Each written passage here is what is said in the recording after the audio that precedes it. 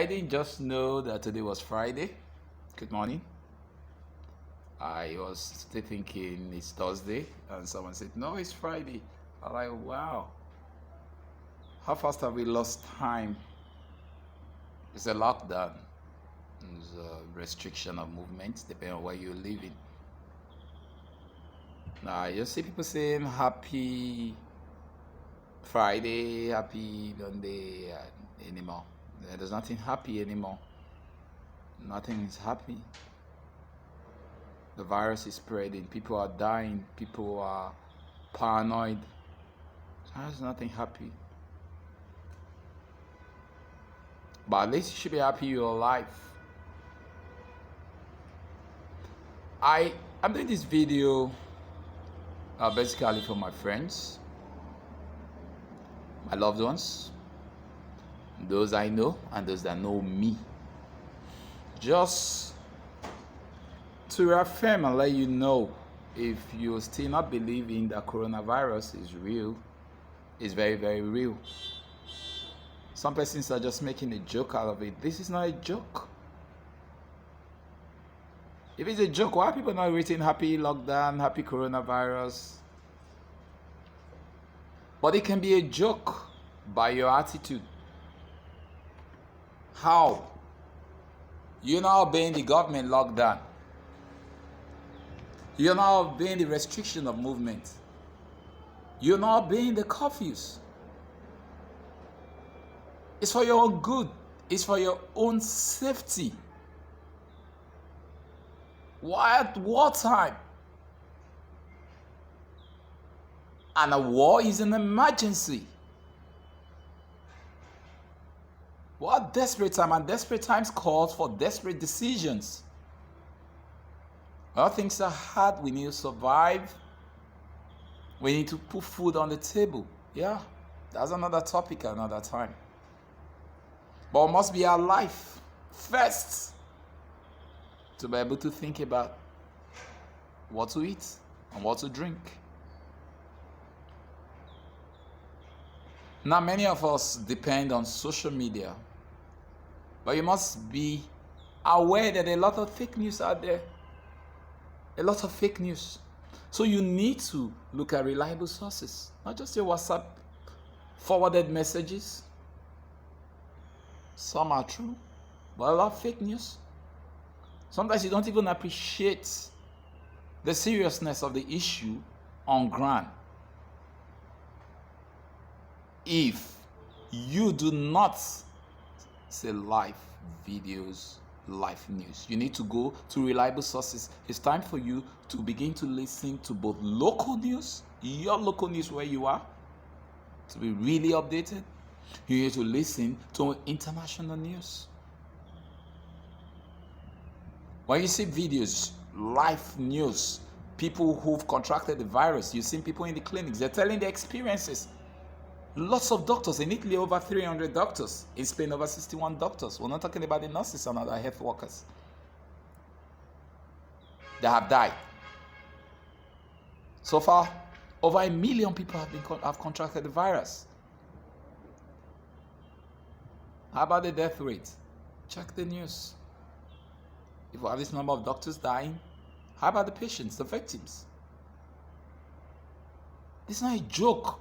People can't even have the opportunity, like in Italy, Spain, US, China. They didn't have the opportunity to say goodbye to their dead loved ones. They are unable to see them. They're able to touch them. They're able to feel them. Some were just able to communicate just on phone, to say their goodbyes. And that's all.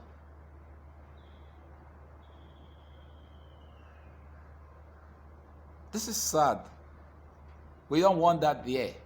Some people are saying, the casting and binding. This is not just time to cast and bind. This is the time to obey the government regulations to protect you.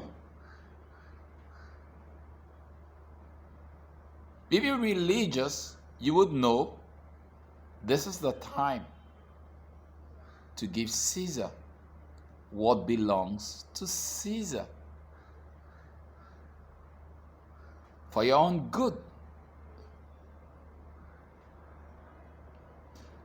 We're having many in Nigeria say this is Ebola came and we defeated Ebola, came, malaria came, this blah blah blah blah blah blah blah blah blah. That's rubbish. At a different time. Ebola came with his own philosophy. Ebola started somewhere in Africa that had crisis, and their neighbors. We saw the devastation. It was sad. We had an index case in Nigeria, and the doctor who died. And we saw how it was able to be contained. We saw it was a different leadership. Now it's a different times. Coronavirus has his own philosophy from China, where most of the world businesses are located. It's a commercial hub of the world. And most business people and tourists from Europe and America travel to China basically for business and maybe probably for tourism. And they came back home with the virus. They never took it serious that they were going to take it home. Perhaps maybe they didn't have sufficient information then that it has to do with surfaces. That sticks to surfaces, and you touch surfaces. You get into the airline, you touch your seat, you touch the handrails, and someone else is also, that's our habit. We touch. Well, like touching, we touch our eyes, we touch our mouth, in fact, this time of coronavirus now, the touching of face is getting more serious. You're always having the urge. I spread it. And initially, it was politicized. That's the difference between politics and science. But the politicians didn't understand this. They never understood it. They handled it politically, align their political philosophy or ideology or interest to blur their vision, to ignore advice from health experts. And they're suffering it today. The ordinary people are also suffering it. And we have Nigerians, Africans who are traveling to Europe and America, the middle class that can afford it, and the rich, and the super rich. And now they've brought it. I'll go into that we didn't listen. When I said shut the international borders early enough, we weren't proactive. Now he's home. And now, the governments have become proactive. They are learning to keep politics aside in a way. And I'm trying to protect you. Because the virus doesn't move if you do not move. Where it has moved to, it can be wiped off. Those who have it can be quarantined, not to spread it to others. But when we're listening and we're seeing how it's spreading to different states, and we're saying it's big man sickness, big man sickness. The big man has a driver. The big man has a housemaid. The big man has a cleaner. Most of them will probably finish working and they will go back home. They're big men, and they're going to spread it to their communities. And it goes, and people move. The truth is, right now, we don't know how many persons have it. We're saying, as at today, as of this morning, we haven't got into this update, but yesterday's update, we're not having about 184.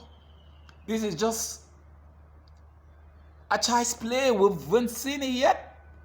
There are thousands waiting to be tested. We could probably be talking about thousands. Once we got that number because the testing capabilities of the NCDC has increased. They are backlog to be tested. Persons waiting. Once we increase our capacity, we will see There are thousands. We're not praying for it. You don't say over my dead body. God forbid. No, we don't know. We don't know who's moved. And some states that have gotten it, say the governors, some top government aides, some states are politicizing it, not even opening up, so that they will be able to trace. Perhaps maybe they do it privately. I do not know. I can't say. But we don't know. Some persons, commoners, who go to meet these politicians to greet them, prostrate, touch them, get money from them, little things to survive. They are staying in big houses. They are big people. They only went to a politician to get something to survive. And they've moved on to a community where you have commoners, ordinary people. Do we know how many of them has gotten this and spread it? You do not know. That is why you have to keep your distance. Not the time for socializing. Not the time for visiting. Not the times for partying. Even among family members, you gotta be very careful because you don't know where your family members have gone to. Who they've missed. You gotta be very cautious. We gotta take this seriously. Seriously.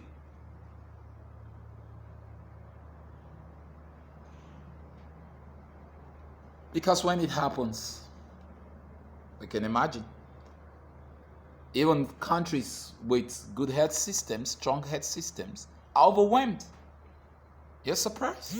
You're very surprised, right? You're seeing US, and you're seeing the complaint in US. They're also complaining if you follow the news in New York. They ran out of health, safety kits, protection gears. Hear from the nurses, hear from the other health workers complaining. Their lives have been put in danger because they don't have sufficient protective gears. Then yesterday's news, I was listening. It's okay, I'm safe. I was listening to the news. It's serious. They're talking about backlog of tests. They're also having issues of testing. And I think they have backlog of over 160,000 backlogs. We're not talking about the new ones they're contracting. We don't know the result today. And so they've even said they're allowing private laboratories to help out because the ones they have are overwhelmed. And even the private ones are also overwhelmed because of the backlog to meet up. UK had the same issues. Talk less of Nigeria. Niger, this one no be joke at all. We get to wake up. We get to begin to keep joke aside and take things seriously. We got to always have your hand sanitizer. You don't have to be on gloves all the time. Except maybe you're going public transport, opening doors, days that you come, you safely know how to remove your gloves. Use of face mask, if they tell you it's not necessary. I don't believe that is very important. Because you don't know who got it.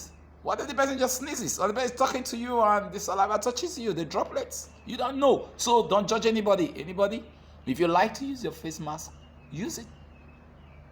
It's good. There are homemade face masks now you can use and use soap, wash off, replace because prices are going up.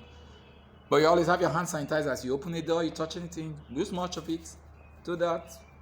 You know what to do. Protect yourself.